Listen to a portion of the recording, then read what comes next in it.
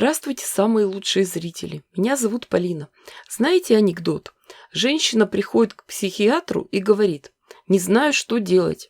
Муж выпивает чашечку кофе, а потом съедает эту чашечку. Психиатр спрашивает: а ручку от чашечки тоже съедает? Женщина отвечает, что нет. Психиатр: действительно странно, ведь ручка – это самое вкусное. Это я к чему? Просто у меня накопились кромки от ткани. Все нормальные швеи их отрезают и выкидывают. Но это же самое вкусное. Приготовим выкройку. Нам нужен угол 45 градусов. Для этого возьмем лист бумаги, свернем его, чтобы образовался угол, и подогнем один противоположный край. И по этой выкройке приготовим детали основы. Еще нам понадобятся ромбы из ярко-желтой ткани с углом 45 градусов и длиной стороны 9 сантиметров. В качестве основы я взяла куски термостежки, но можно было обойтись и обычной тканью. Из острого угла проведем биссектрису.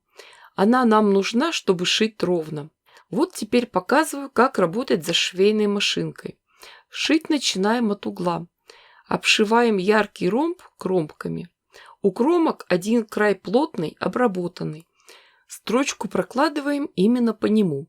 Пришили с одной стороны, потом закрываем другой край. Так шьем дальше. Чередуем светлые и темные полоски. Ориентируемся на вспомогательную линию. Следим за тем, чтобы острый угол лежал на этой линии.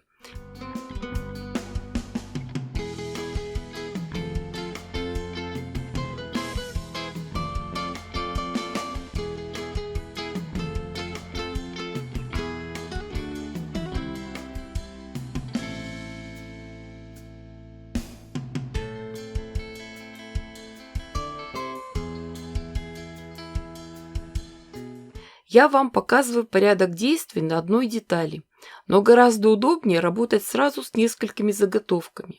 Прошили одну деталь, чтобы не отрезать нитки, переходим на следующую. Так получается гораздо удобнее и быстрее. Так мы заполняем всю заготовку.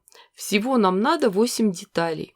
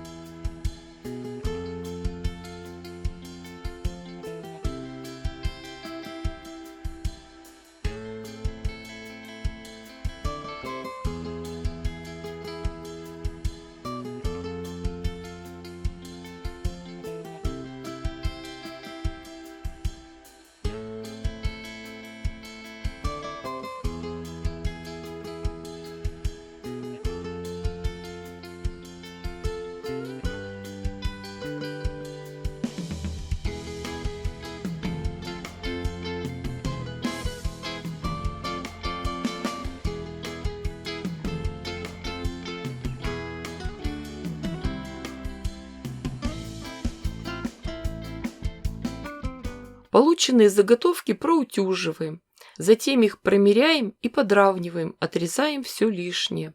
Из полученных деталей можно собрать круг. А вот теперь вопрос, как их соединить вместе? Первоначально я планировала соединить их через систему двух биек, но сейчас поняла, что в таком случае у нас по рисунку будут проходить полосы. Ну что ж, творческий эксперимент никто не отменял. Возьмем дополнительную ткань для основы, уложим на нее наши детали и заколем булавками. А теперь просто прошьем, соединим эти детали широким зигзагом.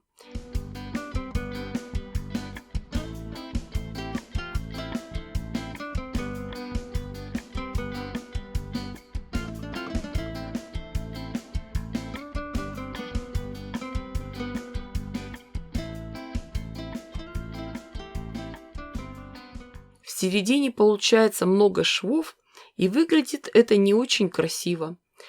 Возьмем кусочек ткани, вырежем из него кружочек, соберем его по краю на нитку.